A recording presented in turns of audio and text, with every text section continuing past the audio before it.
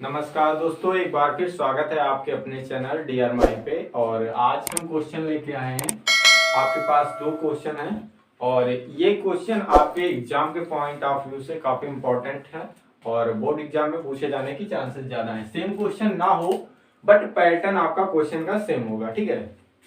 तो यहाँ पे क्वेश्चन पढ़ लेते हैं। पहले क्या कह रहा है, क्वेश्चन नंबर फर्स्ट आपको कह रहा है कि एक लंबवृत्तीय बेलन, ठीक है, तथा इसके दोनों सिरों पर उसी त्रिज्या के अर्धगोले, ठीक है, अर्धगोले से मिलकर एक ठोस बनाया गया है आपका यहाँ पे। और ठोस की कुल लंबाई आपको दी गई है यहाँ पे 108 सेंटीमीटर और अर्धगोले सिरों का जो आपका व्यास दिया गया है 36 सेंटीमीटर, ठीक है। और आपसे कह रहा है कि गणना कीजिए 7 पैसे प्रति वर्ग सेंटीमीटर, ठीक है, की दर से ठोस को रंगवाने में कुल कितना व्यय होगा। और आपको दिया हुआ है पाई बराबर 3.14, ठीक है। यहाँ पे एक पॉइंट दिया हुआ है रंगवाना, ठीक है, यहाँ पे दिया गया है रंगवाना। तो बहुत सारे स्टूडेंट यहाँ पे कंफ्यूज हो जाते हैं कि आपको यहाँ पे कहा नहीं गया कि आपको वॉल्यूम निकालना है या फिर एरिया निकालना है। तो इससे आप इस वाले शब्द से पकड़ेंगे कि यहाँ पे आपको क्या निकालना है। जैसे कि आपको कोई फिगर है, मान लीजिए इस बोर्ड को रंगवाना है, ठीक है, इस बोर्ड को हमें रंगवाना है। तो यहाँ पे आप इसका वॉल्यूम निकालेंगे फिर एरिया निकालेंगे। तो यहाँ पे आप एरिया निकालेंगे, ठीक है। तो क्या निकालेंगे, यहाँ पे आप एरिया निकालेंगे, मतलब क्षेत्रफल निकालेंगे। और यहाँ पे दूसरा आपका क्वेश्चन कह रहा है कि यदि कॉट बराबर, ठीक है, 5/4 है तो आपको 2 sin theta minus 3 cos theta बटे 3 sin theta plus 2 cos theta क्या होगा ये निकालना है, ठीक है। दोनों क्वेश्चन आपके लॉन्ग क्वेश्चन है, लगभग आपके 6 नंबर या फिर उससे भी ज्यादा। आपका हाईएस्ट जितना नंबर का क्वेश्चन आता है आपके एग्जाम में उतने नंबर में पूछे जाएगा, क्योंकि ये लॉन्ग क्वेश्चन है। तो इसमें आपको करना है स्टेप बाय स्टेप नोट, ठीक है। तो आप नोटबुक में जैसे लिखेंगे तो स्टेप बाय स्टेप आपको लिखना है। तो सबसे पहले आपको इसमें फिगर बनाना है, तो फिगर में बताऊंगा कैसे बनाते हैं। तो चलिए जल्दी जल्दी से पहले फिगर बना लेते हैं, ठीक है। तो ये हमने फिगर जनरेट कर लिया है, मतलब ये अकॉर्डिंग टू क्वेश्चन बनाया गया है, ठीक है। एक बार फिर मैं क्वेश्चन पढ़ता हूँ। यहाँ पे दिया हुआ एक लंबवृत्तीय बेलन, ठीक है, और इसके दोनों सिरों पर उसी त्रिज्या के अर्धगोले। देखो यहाँ पे आपको ये वाला यहां से लेकर के यहां तक, इसके बीच का जो पार्ट है वो आपका बेलन बना हुआ है और इसके इस वाले सिरे पे अर्धगोला है, इस वाले सिरे पे अर्धगोला है, ठीक है। और इसकी हाइट देखो कहां पे दी गई है, इसमें ठोस की कुल लंबाई यहां से लेकर यहां के, मतलब कुल कह रहा है तो यहां से लेकर के यहां तक की लंबाई आपको दी गई है 108 सेंटीमीटर, ठीक है। उसके बाद आपसे कहा गया कि अर्धगोले के सिरों का व्यास, व्यास का मतलब क्या हुआ, एक सिरे से दूसरे सिरे के, ठीक है, किसी परिधि के एक पॉइंट से दूसरे पॉइंट को मिलाया जो सेंटर से होती हुई जाए। तो यहाँ से ये वाला आपस में कैसे है, ये व्यास का काम करेगा। तो यहाँ पे ये 36 सेंटीमीटर आपका हो जाएगा व्यास, ठीक है।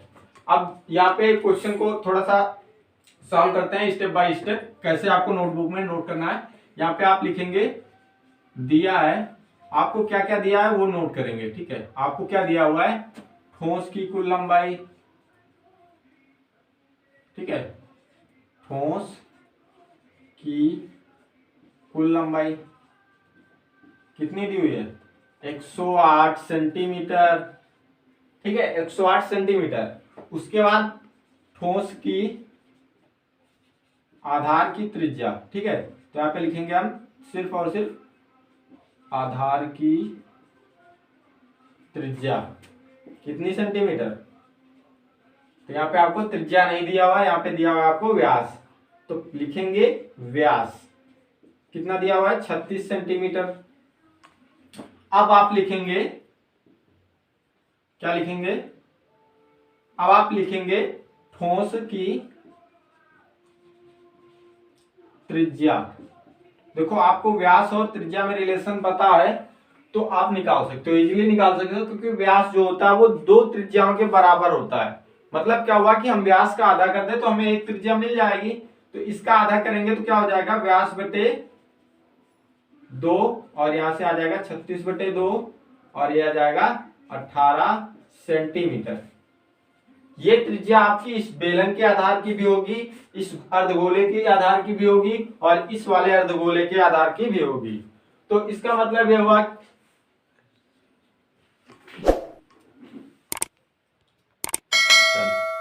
ठीक है। तो यहाँ पे आपको देखो, अब यहां से हम निकाल सकते हैं बेलन की हाइट, इस अर्धगोले की त्रिज्या और हाइट मतलब इसकी हाइट निकालना नहीं, त्रिज्या से काम चल जाएगा। तो देखो यहाँ पे लिखोगे बेलन की ऊंचाई कैसे निकालोगे आप, यहाँ पे फिगर में देखो, ये वाली त्रिज्या आपकी कितनी सेंटीमीटर है, 18 सेंटीमीटर। और किसी भी गोले की या फिर अर्धगोले की जो त्रिज्याएं होती है वो बराबर होती, तो ये 18 सेंटीमीटर है तो ये भी आपकी 18 सेंटीमीटर ही होगी। इसी प्रकार से ये यहाँ पे 18 सेंटीमीटर है तो ये भी 18 सेंटीमीटर ही होगी। अब यहां से यहां तक की लंबाई आपको दी हुई है 108 सेंटीमीटर। यहां से यहां तक की लंबाई आपको पता है, ये लंबाई पता है और ये निकालना है। तो इसका मतलब ये हुआ कि ये वाली लंबाई जोड़ के हम इस पूरी लंबाई से घटा दें तो आपका निकल आएगा। ठीक है, तो यहाँ पे वही लिखेंगे, यहाँ पे लिखेंगे ठोस की कुल लंबाई कितनी, उसके बाद यहाँ पे माइनस करेंगे, प्लस नहीं करेंगे, तो यहाँ पे माइनस करेंगे। माइनस क्या करेंगे, दो अर्धगोले की त्रिज्या। ठीक है, यहाँ पे चाहे मल्टीप्लाई कर दें या फिर दोनों अर्धगोलों को त्रिज्या को जोड़ दें तो दोनों का सेम ही आएगा। तो देखो कुल ठोस की लंबाई कितनी है 108 सेंटीमीटर और दोनों की त्रिज्या कितनी है, एक की है 18 तो दोनों की कितनी हो जाएगी 36। तो यहाँ पे आप निकालोगे तो आपका आ जाएगा 108 माइनस 36 और यहाँ से आपका आ जाएगा 72 सेंटीमीटर। ठीक है, 72 सेंटीमीटर आपका ये निकला है। यहां से यहां तक की दूरी मतलब बेलन की ऊंचाई। अब यहां से आपको क्वेश्चन का जो मेन पार्ट होगा वो सॉल्व होगा। तो मेन पार्ट में आपको फार्मूला पता होना चाहिए, तो यहाँ पे फार्मूला पहले देख लेते हैं क्या होता है फार्मूला। यहाँ पे आपको अर्धगोला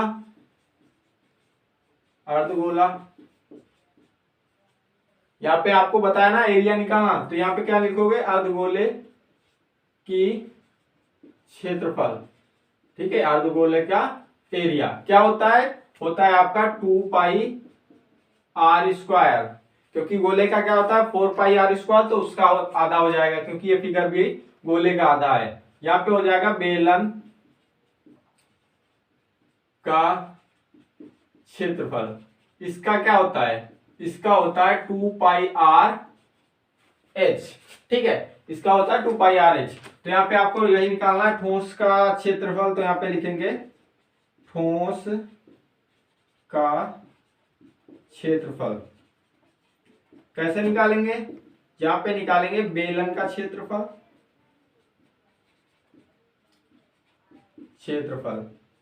ठीक है, और दोनों अर्धगोले का क्षेत्रफल। तो यहाँ पे दोनों का जोड़ कर लें या फिर दोनों को मतलब एक के निकाल के दोनों से गुणा कर दें। तो यहाँ पे हो जाएगा दोनों अर्धगोले का क्षेत्रफल या फिर 2 इंटू अर्धगोले का क्षेत्रफल। अभी बेलन का आपने पढ़ा है, क्या बताया मैंने, बेलन का होता है 2 pi r square h plus 2 into 2 pi r square. ठीक है, अब यहां से देखो कुछ कॉमन मिलेगा आपका, 2 पाई आर कॉमन मिल जाएगा ना, क्योंकि यहाँ पे सेम है तो कॉमन ले लेते हैं। तो 2 पाई आर कॉमन लेंगे, यहां से आपका h बचेगा, यहां से क्या बचेगा, यहां से बचेगा आपका प्लस का 2 आर। ठीक है, तो अब यहाँ पे वैल्यू रख देते हैं क्योंकि आपने यहाँ पे निकाला, देखो ये आपका क्या है व्यास है, इससे कोई मतलब नहीं। यहाँ पे ये आपने आर निकाला है और ये आपने एच निकाला है। ठीक है, तो यहाँ पे 2 इंटू पाई का वैल्यू 22/7 या फिर 3.14 और आर का वैल्यू 18, एच का वैल्यू हो जाएगा 72, 2 इंटू आर का वैल्यू 18। ठीक है, अब यहाँ पे ये दोनों गुणा होकर सॉल्व होगा तो कितना आ जाएगा, यहाँ पे हो जाएगा 22 का दूना 44 और गुणे 18/7 और ये कितना हो जाएगा, यहाँ से आ जाएगा 108 क्योंकि ये 18 दूना 36 हो जाएगा और 36 इसमें ऐड करेंगे तो 108 हो जाएगा। अभी इसको और सॉल्व करते हैं तो कितना हो जाएगा, देखो इधर मैं सॉल्व कर लेता हूं। जब इसको 18 से जो गुणा करेंगे 44 को तो हो जाएगा 18 के 72 और 18 के 72 और यहाँ पे 7 कैरी आएगा तो हो जाएगा 79। ठीक है, और ये हो जाएगा, इसको हम गुणा करेंगे 108 से, किससे 108 से, 108 से जब गुणा करेंगे तो यहाँ पे एक पहले 8 से गुणा करेंगे तो हो जाएगा 16, 8 9 72, 72 1 73 और 8 से 56, 56 और 7, यहाँ पे 56 और 7 हो जाएगा आपका 63।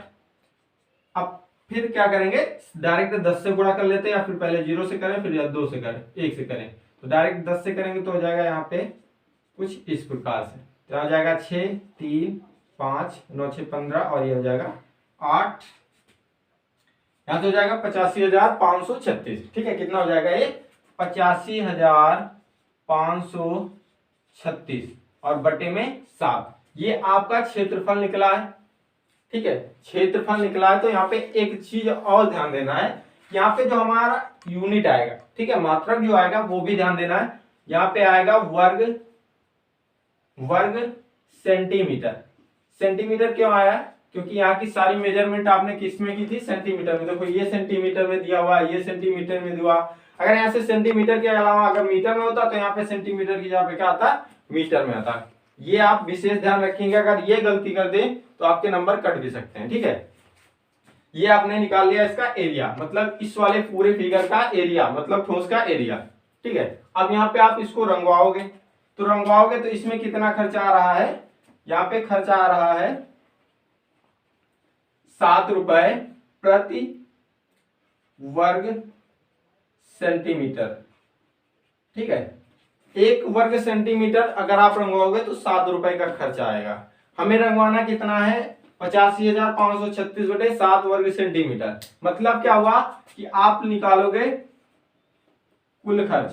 ठीक है, जब कुल खर्च निकालोगे तो आप एक यूनिट का रुपए देते हो 7 और आपको रंगवाना है 85,536 बटे 7 का। तो क्या करोगे, यहाँ पे मल्टीप्लाई कर दोगे, मतलब गुणा कर दोगे, तो आपका आंसर आ जाएगा। तो बटे 7 करेंगे तो यहाँ से 7 से 7 कट जाएगा और ये आ जाएगा 85,536। अब यहाँ पे भी आपको ध्यान देना है कि ये 36 क्या है, ये आपका यूनिट में क्या आएगा, ये रुपए आएगा या फिर पैसे में आएगा। तो यहाँ पे आपका आंसर होगा पैसे में, क्योंकि यहाँ पे मैंने लिखना भूल गया पैसे। देखो यहाँ पे दिया हुआ 7 पैसे, तो ये आपका आंसर आएगा पैसों में, और आप रुपए मत कर देना, वहां पे गलत हो जाएगा। अब इसको हम कन्वर्ट करेंगे रुपयों में, तो क्या हो जाएगा 85,536 बटे 100 रुपए। ठीक है, अब यहाँ पे 100 रुपए में ये कन्वर्ट हो गया। तो अब यहाँ से 100 से भाग करोगे तो यह जाएगा 855.36 रुपए। ये आपका आएगा फाइनल आंसर। ठीक है, ये आपका आएगा फाइनल आंसर, क्योंकि यहाँ पे आंसर तो हमने बहुत निकाले। देखो ये आपका आंसर निकला है, ये आपका आंसर निकला है, लेकिन फाइनल आंसर आपका ये हो जाएगा 855.36 रुपए। कुछ ऐसे आपको लिखना है। थोड़ा सा आप अपने हिसाब से स्टेप यहाँ से एलिमिनेट भी कर सकते हैं, हटा भी सकते हैं जो आपके समझ में नहीं आता, या फिर आप पूरा का पूरा नोट डाउन कर लीजिए। उसके बाद दूसरा क्वेश्चन हम देख लेते हैं। पहले इसको मैं रफ करता हूं। तो यहाँ पे हमारा जो दूसरा क्वेश्चन है, यदि cot थीटा बराबर आपको 5/4 दिया हुआ है, तो आपको दिया निकालना क्या है, 2 sin theta minus 3 cos theta बटे 3 sin theta plus 2 cos theta. ठीक है, तो यहाँ पे ये आंसर आपको निकालना है। देखो यहाँ पे आपको यहाँ पे ट्रिग्नोमेट्री आइडेंटिटी जो बेसिक सी है वो आपको पता होना चाहिए।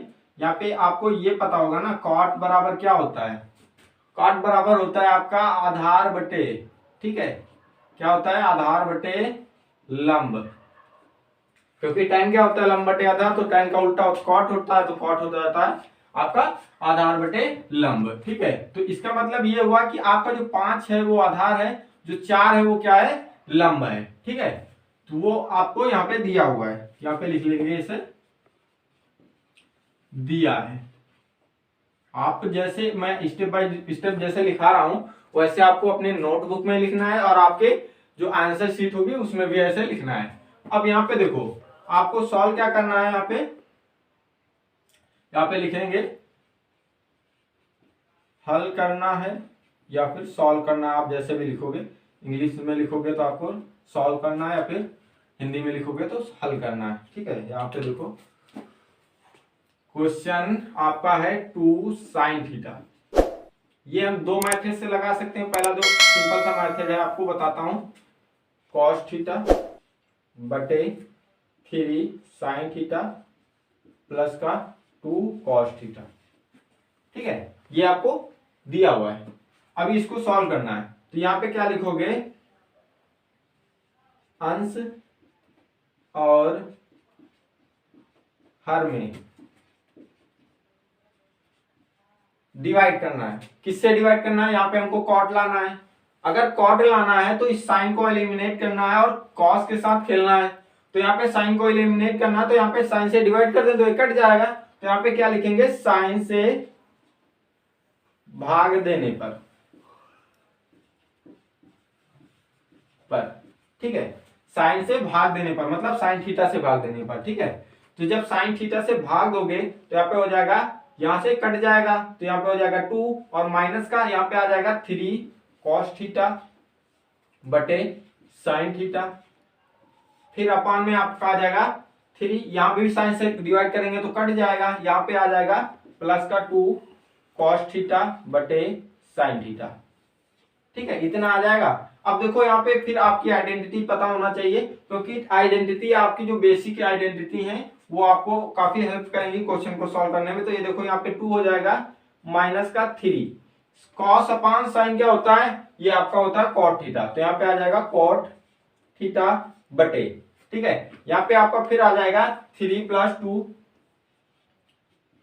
यहाँ भी आपका कॉस बटे साइन है तो हो जाएगा कॉट थीटा। और अब भी आपको कॉट थीटा का वैल्यू पता है। कॉट थीटा का वैल्यू क्या दिया हुआ है आपका 5/4। तो यहाँ पे लिख देंगे तो यहाँ पे हो जाएगा 2 - 3 इंटू 5/4 अपॉन में 3 प्लस 2 इंटू 5/4। ठीक है, इसको सॉल्व करेंगे। इसको सॉल्व करेंगे तो देखो यहां से 2 से ये कटेगा 2 टाइम्स। ठीक है, अभी इसको सॉल्व करेंगे तो कितना हो जाएगा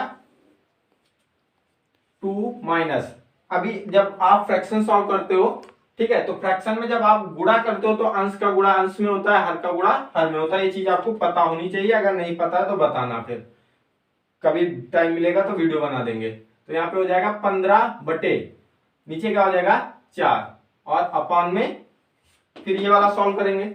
ये सॉल्व करेंगे तो आ जाएगा आपका 3 प्लस 5/2।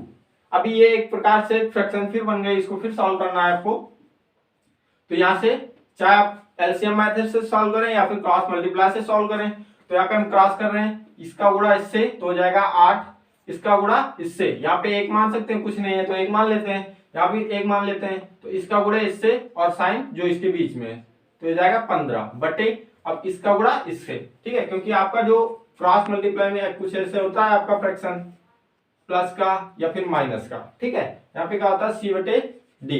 तो क्रॉस में क्या होता है, इसका अंश इसका हर गुणा करेंगे और लिखेंगे पहले तो हो जाएगा AD, और साइन जो आपका यहाँ पे होगा वही लेंगे, फिर इसका हर इसका अंश गुणा करेंगे तो हो जाएगा CB, और बाकी जो डिवाइड में आएगा आपका इन दोनों का हर का मल्टीप्लाई तो हो जाएगा BD। तो वही तो यहाँ पे कर रहे हैं आप। ठीक है, तो यहाँ पे हो जाएगा 4, फिर इसको सॉल्व करेंगे तो हो जाएगा 6 5 और या इसका तो 2। ठीक है, अब देखो यहाँ पे आप जब इससे इसको घटाओगे 8 से -15 को घटाओगे तो यहाँ पे जो आपका बड़ा होता है साइन किसका आता है, जो आपकी बड़ी वैल्यू होती है उसकी साइन आती है। तो यहाँ पे 8 देखो 8 जो 15 से छोटा है और माइनस का साइन 15 लिए है तो यहाँ पे आ जाएगा माइनस, बचेगा कितना 7 और यहाँ पे बटे 4 बटे 6 और 5 दोनों ऐड हो जाएंगे, हो जाएगा 11 और बटे 2। ठीक है, अभी ये आपका एक प्रॉब्लम और हो जाएगी, जब इसको सॉल्व करोगे तो माइनस का 7/4 और ये अभी यहाँ पे डिवाइड है, डिवाइड को हम जब क्रॉस में बदलते हैं तो जो इसका अंश होता है वो हर हो जाता है और जो इसका हर होता है वो अंश हो जाता है। तो इसका अंश क्या है 11, तो ये आपका हो जाएगा हर और इसका जो हर है वो हो जाएगा अंश। तो जब इसको सॉल्व करोगे तो यहाँ पे आ जाएगा 2 और यहाँ पे आ जाएगा माइनस का 7/22। तो ये जो आपका आया है ये आपका जो आपका आंसर था वो है। ठीक है, ये आपका एक मेथड हो गया, और दूसरा मेथड कैसे है इसको रब करते हैं फिर बताते हैं। तो इसका जो दूसरा मेथड है वो आपको बताऊंगा मैं। तो देखो यहाँ पे आपको ये जानकारी आपको हो गई होगी कि जो कॉट होता है वो आधार बटे लंब का होता है। तो इसका मतलब ये हुआ कि ये आपका क्या है आधार है और ये क्या हुआ आपका लंब हुआ। तो ये आपका हो जाएगा आधार और ये लंब। ठीक है, अभी अगर हम कोई समकोण त्रिभुज बनाएं क्योंकि जो ट्रिग्नोमेट्री होता है वो समकोण त्रिभुज पर ही लागू होता है। तो यहाँ पे एक कोण तो 90 अंश का होगा, ये वाला कोण 90 अंश है। अभी मान लेते हैं यहाँ पे थीटा दिया है ना, तो ये वाला एंगल मान लेते हैं थीटा, ठीक है, ये वाला एंगल थीटा। अभी थीटा के सामने की जो भुजा होती है वो आपकी लंब होती है, यहाँ पे ये आपकी हो जाएगी लंब, और ये आपकी जो तिरछी वाली साइड होती है जो 90 डिग्री के सामने होती है वो हमेशा कर्ण होती है, तो ये आपकी कर्ण, और जो बाकी बचेगी वो हो जाएगी आधार, ठीक है। अभी ये आपको समझाने के लिए आप अपने क्वेश्चन पेपर में नहीं लिखेंगे, मतलब आंसर शीट में नहीं लिखेंगे, ठीक है, ऐसा नहीं बनाएंगे, ये सिर्फ आपको समझाने के लिए। अब देखो यहाँ पे 5 दिया हुआ है आधार और 4 दिया हुआ है लंब।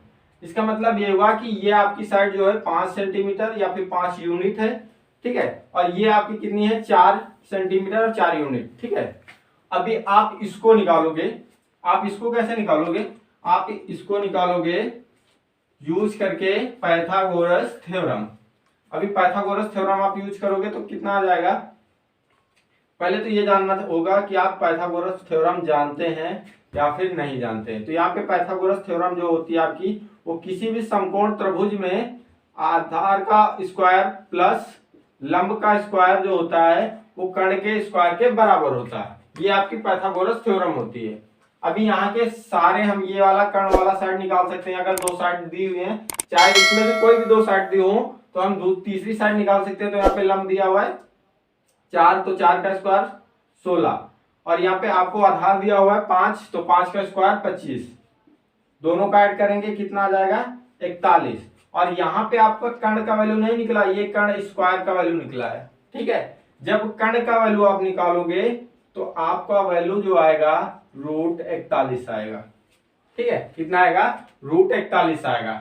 इसका मतलब ये हुआ कि आप यहां से साइन थीटा, कॉस थीटा, फिर अदर जितने आपकी जो आइडेंटिटी मतलब त्रिकोणमितीय अनुपात बचे हैं वो आप निकाल सकते हैं, चाहे वो कोसेक हो या फिर टाइन हो या फिर और कोई हो। तो इसका मतलब ये हुआ यहाँ पे आप साइन जो है, साइन थीटा बराबर क्या होगा, साइन थीटा आपका होता है लंब बटे कर्ण होता है, ठीक है, लंब बटे कर्ण। तो यहां से आप निकालोगे कर्ण, ये कितना निकला √41, तो यहाँ पे लंब आपका 4 है, कर्ण कितना है √41, ठीक है। तो इधर देख लेते हैं, लंब आपका दिया हुआ 4 और कर्ण है √41। अभी cos थीटा को आप निकालोगे तो कितना आ जाएगा, ये आपका होता है आधार बटे कर्ण। इसका मतलब ये हुआ कि आपका आधार जो दिया हुआ 5 सेंटीमीटर, कर्ण कितना है एक √41 सेंटीमीटर, हो जाएगा 5 बटे √41, ठीक है, इतना हो जाएगा। अभी आपको जो सॉल्व करना है ये वाला, ठीक है, ये वाला पार्ट आपको सॉल्व करना है, तो यहाँ पे आप लिख लोगे 2 sine theta minus 3 cos theta बटे 3 sine theta plus 2 cos theta. अभी आपको साइन थीटा का वैल्यू पता है, कॉस थीटा का वैल्यू पता है, तो यहाँ पे आप इसका वैल्यू, यहाँ पे साइन और कॉस का वैल्यू रखेंगे तो हो जाएगा 2 इंटू साइन का वैल्यू 4 बटे √41 माइनस का कॉस का वैल्यू कितना है 5 बटे √41, ठीक है, बटे 3 गुणे 4 बटे √41 और प्लस का यहाँ से आ जाएगा 2 गुणे 5 बटे √41, ठीक है।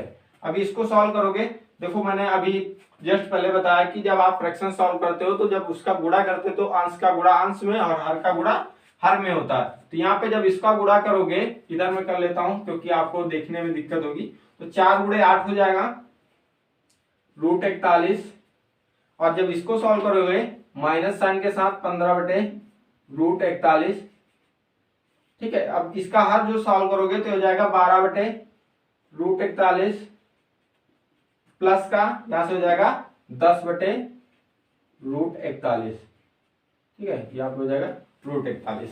अभी फिर ये फ्रैक्शन बना, अभी फिर इसको सॉल्व करोगे आप, तो सॉल्व करोगे तो आ जाएगा 8 माइनस 15 बटे √41 और बटे हो जाएगा 12 प्लस 10 बटे √41। अभी ऐसा क्यों हुआ, क्योंकि जब आप फ्रैक्शन सॉल्व करते हो तो जब इसका हर जो होता है वो सेम होता है ना, तो अंश जोड़ते हैं या फिर घटाते हैं, जो आपका साइन होता है। तो यहाँ पे देखो इसका जो हर है वो √41, इसका हर है √41, दोनों का हर सेम। तो क्या करेंगे, अंश को जोड़ना होता तो जोड़ लेते हैं, घटाना होता तो घटा लेते हैं। तो यहाँ पे इतना प्राप्त हो गया। अभी देखो इसका हर और इसका हर सेम है तो कट जाएगा।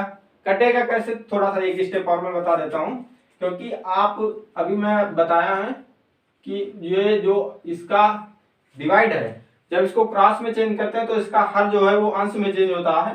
तो यहाँ पे हो जाएगा √41 बटे आपका यहाँ से कितना आ जाएगा 12 + 10, तो यहां से ये कट जाएगा। ठीक है, यहां से ये कट जाएगा, इसलिए कहते हैं कि जब इसका हर और इसका हर दोनों का सेम होता है तो कट जाता है। तो यहां से आपका बटेगा, यहां से घटेगा तो जा जाएगा -7, और यहां से आप दोनों को जोड़ोगे तो बचेगा 22, और यही आपका आंसर है। देखो मेथड आप कोई भी लगाओ, आंसर आपका सेम आता है। मतलब ये हुआ कि आप जो पिछले वाले मेथड से सॉल्व किए थे तो -7/22 आया था, और इस वाले मेथड से भी -7/22 आया है। तो फ्रेंड्स हमने ये दो क्वेश्चन देख लिए, और जो आपका फर्स्ट क्वेश्चन था, ये वाला फर्स्ट क्वेश्चन, ये आपका मेंसुरेशन से था, और ये वाला क्वेश्चन आपका ट्रिग्नोमेट्री से था। ये दोनों इंपॉर्टेंट क्वेश्चन लगे, इसलिए मैंने सोचा कि आपको साथ डिस्कस किया जाए। और मैं आपसे कहना चाहता हूं कि अगर वीडियो का कोई भी पार्ट आपको अच्छा लग रहा हो तो वीडियो को लाइक कीजिए, चैनल को सब्सक्राइब कीजिए, और बेल आइकन को प्रेस करना मत भूलिएगा, क्योंकि बेल आइकन अगर आप प्रेस नहीं करेंगे तो आपको नोटिफिकेशन नहीं मिलेगा। और मैं अगले दिन से मतलब जो आपका टॉपिक होगा वो आपके पेपर डिस्कशन पे होगा।